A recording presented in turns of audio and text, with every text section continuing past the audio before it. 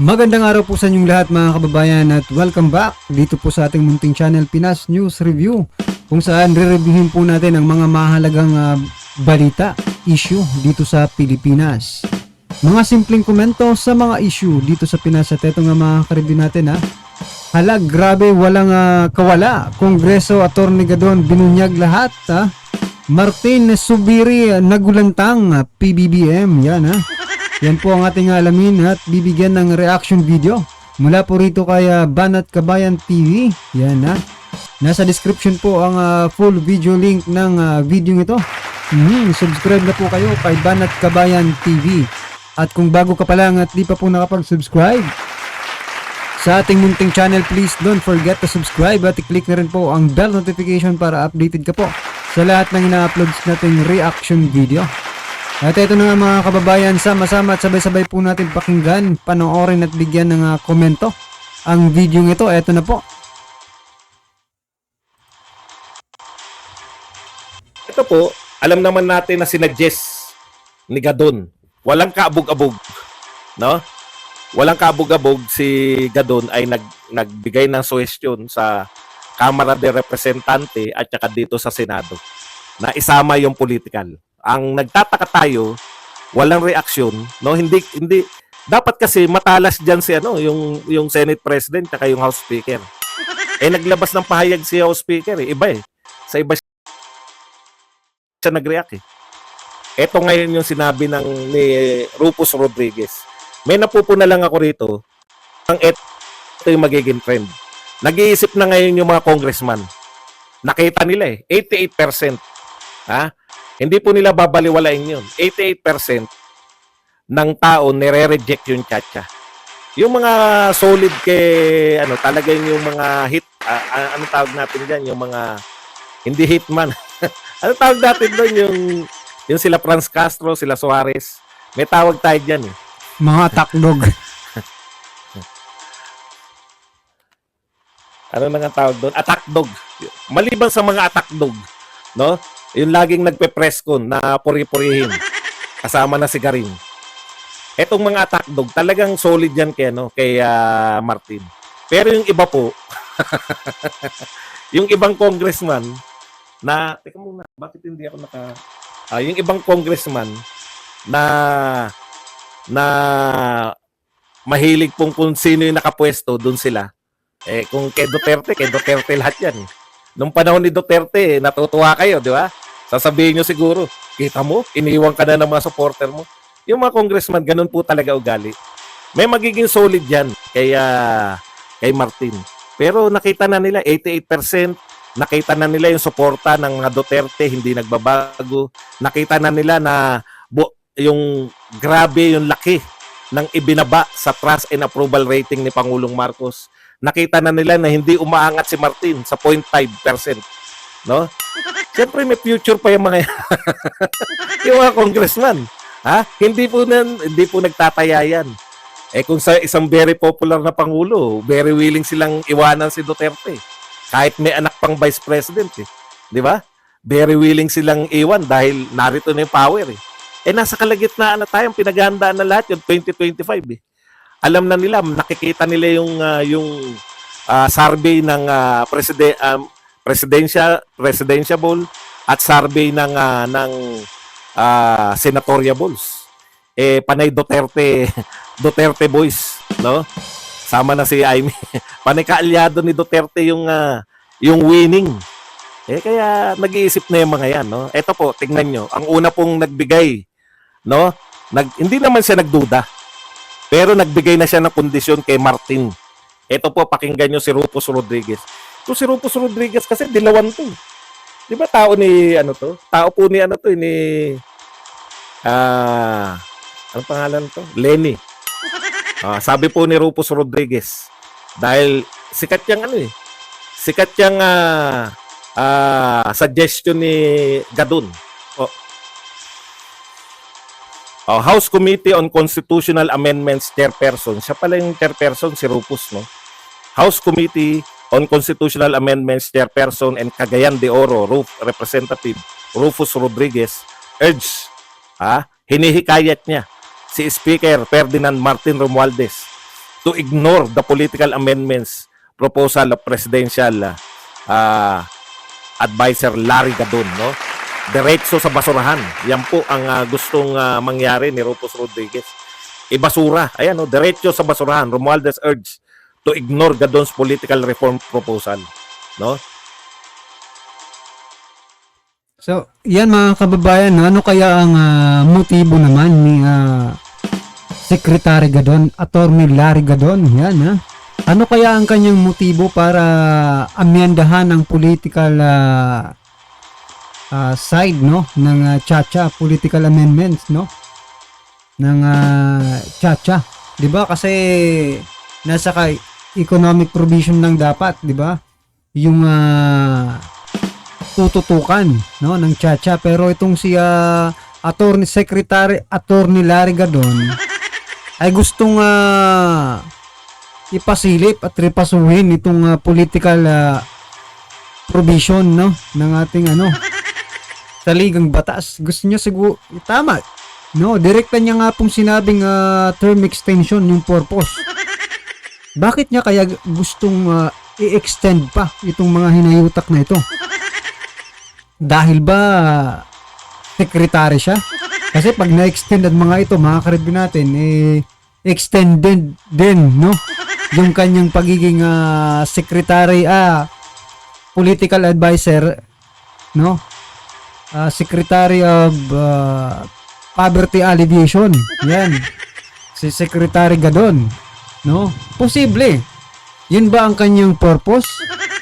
Ha? Or gusto niya ring tumakbo sa Kongreso para mapahaba ang kanyang termino? Ha? Kung mananalo, di ba? Kung mananalo lang naman mga kababayan, no? Itong si Senator Attorney Secretary Gadon, yan. Yan na. Hindi pa tumakbo pa nga pala itong senador, pero hindi pinagpala mga kababayan, no? Kaya ito naging secretary po ni political advisor, no, ni PBBM, si Secretary Gadon, yan, ha. Basahin natin kung meron siya sinabi na diretso sa basura. I want to make it clear, this administration's position in introducing reforms to our constitution extends to economic matters alone or those strategically aimed at boosting our country's economy, nothing more. Ayan, ha. Dati lahat ng sabihin ni Martin, okay sila, 'di ba? Alam naman natin na itong Chacha na to ay patungo po to sa political, no? Ito po, tahasan. Meron na pong congressman, makapangyarihan po 'yan. Sabi niya, hindi ako papayag. Sinabi sa atin na economic lamang ang Chacha. Kaya hinihikayat ko si Martin na ibasura. Wala pong reaction si Martin. Mabilis po yan si Martin, eh. Pag may ganyan pong issue tungkol sa Chacha, nagre-react agad yan. Paano yan magre-react mga kababayan, pabor na pabor sa kanila yung sinasabi ni Secretary Attorney Gadon, di ba? Pabor po sa kanila, paano yan ko kontrahin? Di siyempre pababayaan lang yan. Nako, pero kung may nagkomento po, no, na against dyan sa ginagawa nilang Chacha, ay malamang hindi pa sinasabi, may komento na itong si Martin Romualdez mga kababayan, no? Hindi pa nagko-komento. Mayroon ng counter, kung saan pa counter affidavit mga karibin natin. Nako. Pero anong magagawa natin, si Attorney Gadon, kakampi nila, no? Gustong nga ni Attorney Larry Gadon na humaba pa yung term nila para siguro humaba rin yung kanyang pagiging sekretary. Biruin yung mga kababayan, 350,000 pala monthly ang sinisweldo, no? Mula sa kaban ng bayan at mula sa taong bayan itong si Attorney Gadon. Sabi ni Ma'am Maharlika, umaabot pa raw yan ng 350. Labas na yung kickback, no? At kung ano-ano pa. Ano sa palagay niyo, totoo ba yan? Pati yung mga tao ni Martin, si Suarez, si sino yung taga Pampanga, si Gonzales, tsaka si Dalipe, si Dalipe, si Garin. Ang tanong ko, nasan kayo ngayon? No? Correct. Nagmamanoy obra na si Rupus. Parang ito yung way out namin.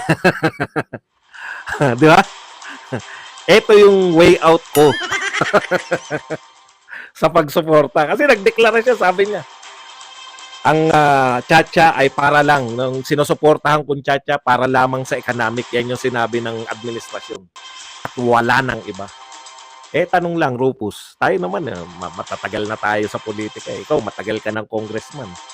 Ha? Hindi lang naging congressman yan. Para naging mayor pa yata yan. O kung ano pa man ng Cagayan de Oro. Matagal na yan eh. Matagal ng congressman yan. Ako naman, matagal na akong sumusubaybay sa politika, Rupus. Talaga ba naniniwala ka na economic lang yung babaguhin nyo? o way out mo yan?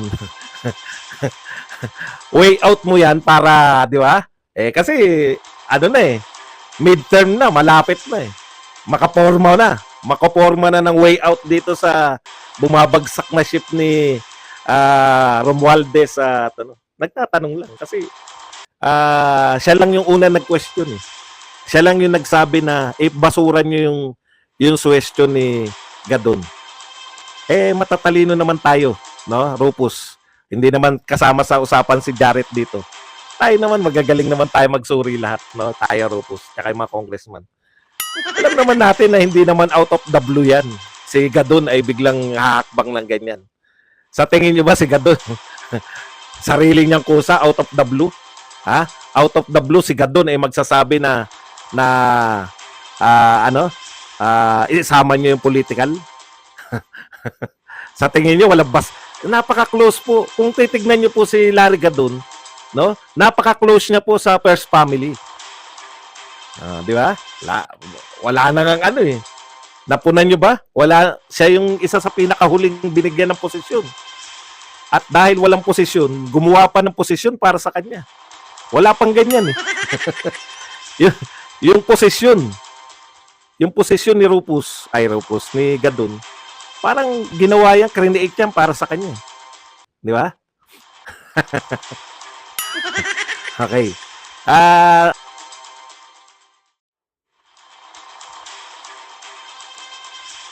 Totoo po yan, mga kababayan. No? Parang doble na nga po yung